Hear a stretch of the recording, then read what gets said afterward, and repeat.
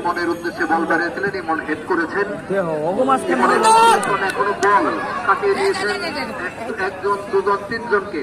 ঠিক নিয়েছিলেন গোলকিপার, ঝাঁপিয়ে পড়েছিলেন, বল মাঠের গোল লাইন অতিক্রম করে যাওয়ায় গোল কিকের নির্দেশনা দিয়েছেন ইমনকে। ইমন বল শুরু করেছেন, প্রগতি সম্পন্ন প্লেয়ার, দেখে নিচ্ছেন সতীর্থ প্লেয়ারদের অবস্থান। এখন ইমনের পায়ে বল কাটিয়েছেন চারজনকে, তিনে তিনে কিন্তু খেলা হলো। কাটিয়েছেন তিনজনকে, বল খেলেছেন ক্রমাগত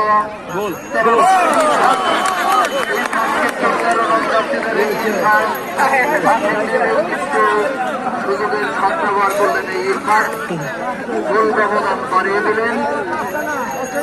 ইসলামপুর মানব কল্যাণ সংগঠন এবং